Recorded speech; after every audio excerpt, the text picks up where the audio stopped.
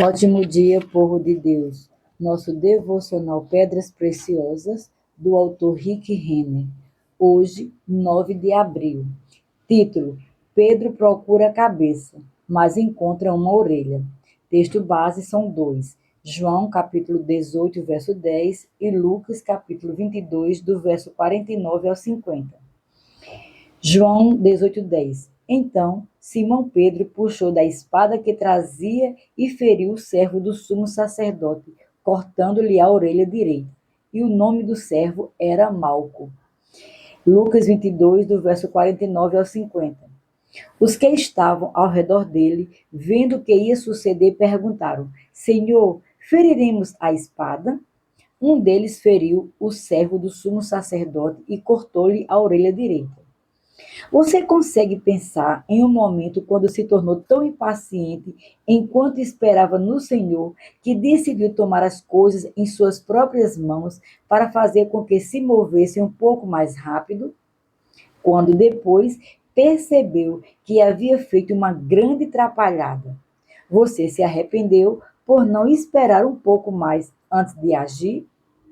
Em um momento ou outro, todos nós fomos culpados de agir de maneira imprudente e impensada. Por exemplo, apenas pense em quantas vezes você disse algo de que depois se arrependeu.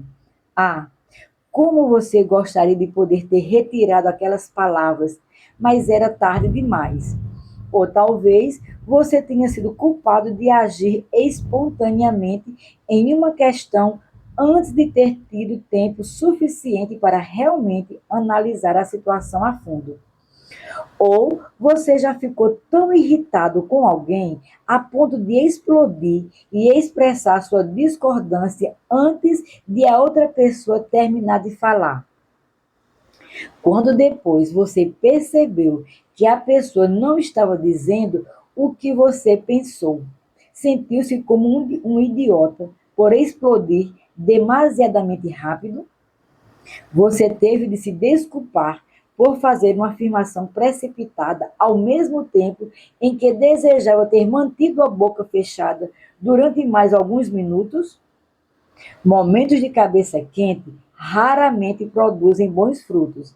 De fato, quando agimos com precipitação, habitualmente acabamos odiando a estupidez de nossas palavras e atos. A verdade é que todos nós precisamos de uma boa dose de paciência, um fruto produzido dentro de nós pelo Espírito de Deus. Precisamos desesperadamente de paciência em nossas vidas. Talvez nenhuma história demonstre melhor a confusão produzida pela impaciência do que aquela noite no jardim de Getsêmani, quando Pedro pegou uma espada, balançou-a com todas as suas forças e cortou a orelha do servo do sumo sacerdote. Quando Jesus falou e se identificou como o grande eu sou, os soldados e a guarda do templo foram derrubados no chão, com os olhos atordoados, a cabeça girando e o corpo atordoado pelo poder de Deus. O poder lançado os atingiu com tanta força e rapidez que eles já estavam caídos de costas antes de saberem o que os atingiu. Enquanto aqueles soldados ainda estavam caídos, Pedro decidiu de repente fazer justiça com as próprias mãos. Ele deve ter visto aquilo como a sua grande chance de se mostrar corajoso e aproveitar o momento. Mas o que fez foi simplesmente chocante. Aquela é a imagem perfeita de alguém agindo antes de pensar nas consequências. O comportamento espontâneo e precipitado de Pedro lhe valeu um lugar na história que ninguém jamais esqueceu. Porém, para ver o panorama completo do que aconteceu naquela noite, é essencial juntar a história dos evangelhos de Lucas e de João, porque cada um desses evangelistas conta uma parte distinta da história. Enquanto os soldados e a guarda do templo estavam deitados de costas no chão, Pedro olhou em volta e percebeu que os homens armados estavam incapacitados. Então se baixou, pegou uma espada e, com ela na mão, perguntou com certa alegria: Senhor, feriremos a espada? Lucas 22, verso 49.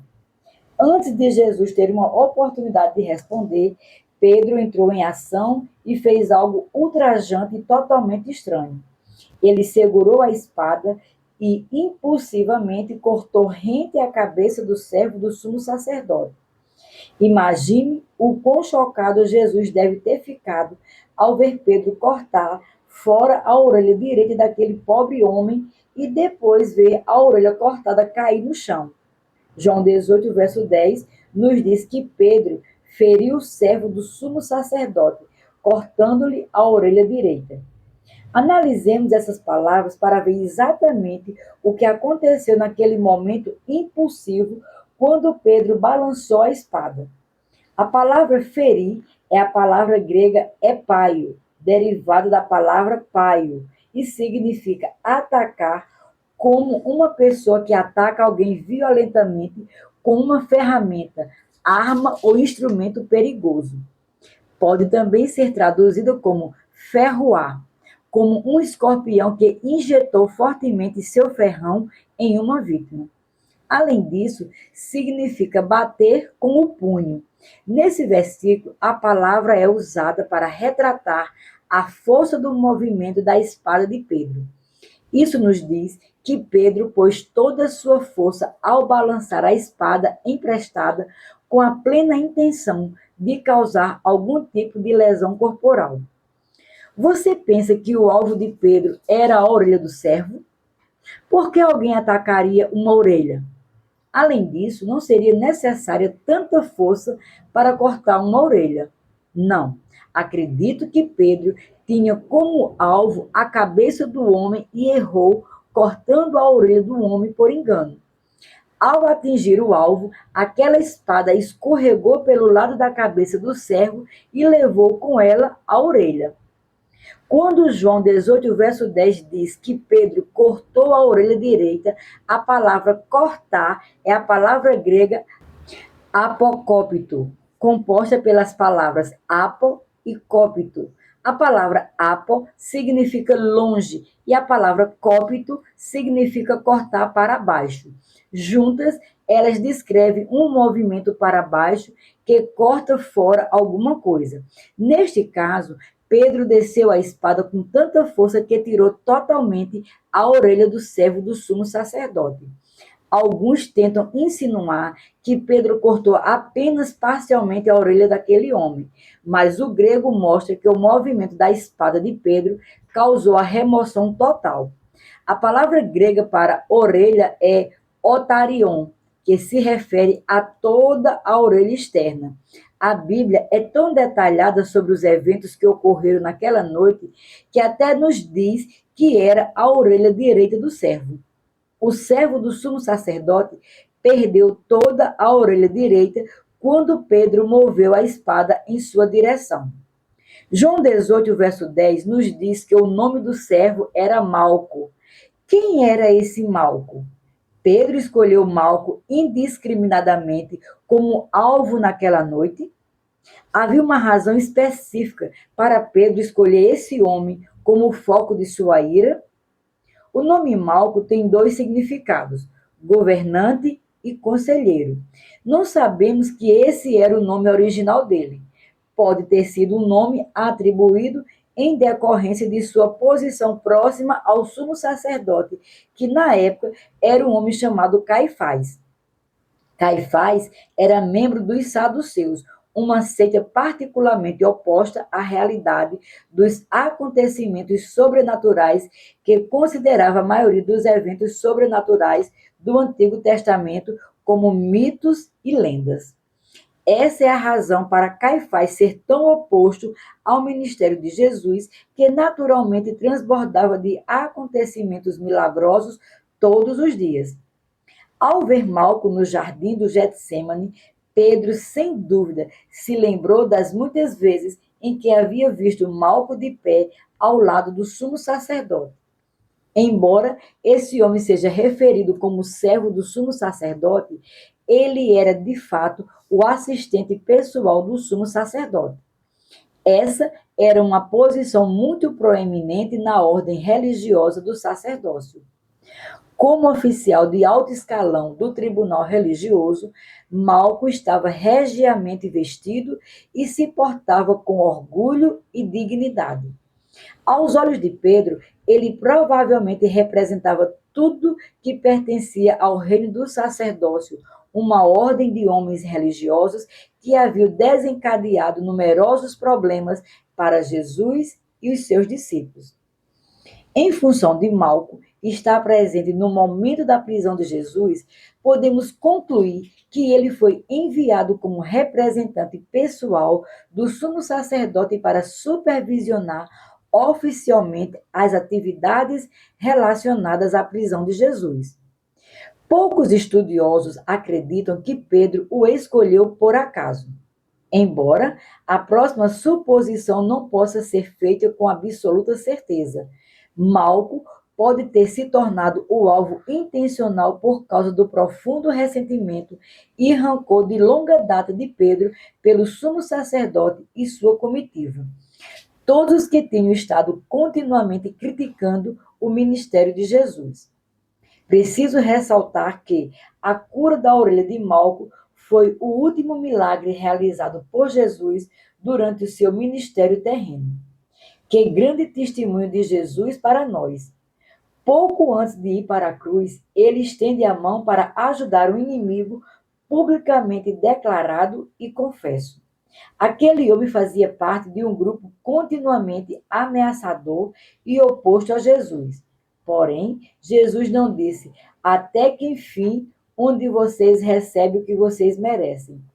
Em vez disso, ele estendeu a mão ao homem no momento de sua necessidade, tocou e curou sobrenaturalmente. Tenha em mente que o sumo sacerdote, um saduceu, opunha-se veementemente ao ministério sobrenatural de Jesus. Contudo, foi o servo do próprio sumo sacerdote quem recebeu um toque sobrenatural de Jesus. Que contraste entre os atos de Jesus e o comportamento de Pedro.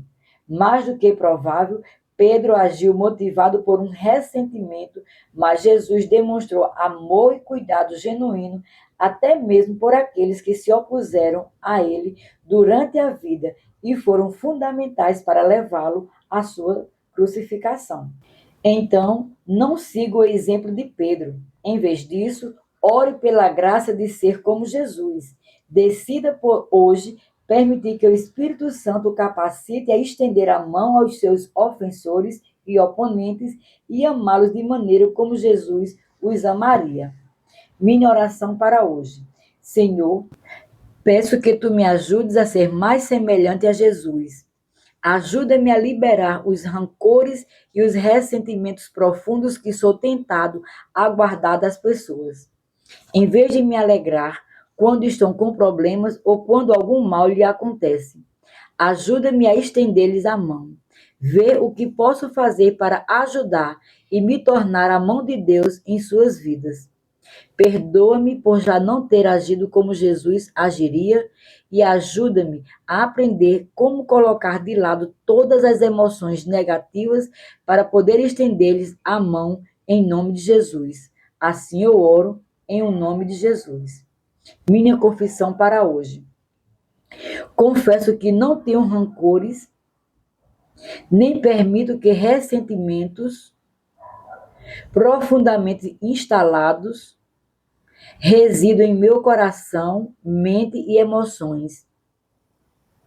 Tenho a mente de Cristo e penso exatamente como Jesus pensa. O que Jesus faz é o que eu faço. O que Jesus diz é o que eu digo. O comportamento de Jesus é o meu comportamento. Em virtude do Espírito Santo está operando para produzir a vida de Jesus Cristo em mim. Posso ser a mão estendida de Jesus a todos à minha volta, inclusive aqueles que se opuseram a mim. Declaro isto pela fé em nome de Jesus. Para refletir, número 1. Você consegue pensar em 5 vezes em sua vida em que você agiu precipitadamente, e depois se arrependeu daquela atitude? 2. O que você aprendeu com esses incidentes e como poderia reagir de maneira diferente na próxima vez? Número 3. Quando você se vê reagindo com impaciência, pede ao Espírito Santo que o ajude a tornar-se mais paciente? Se você não fez isso recentemente, por que não interrompe o que está fazendo agora e pede ao Espírito Santo para ajudá-lo nessa área de sua vida hoje? Sejam abençoados na prática da palavra.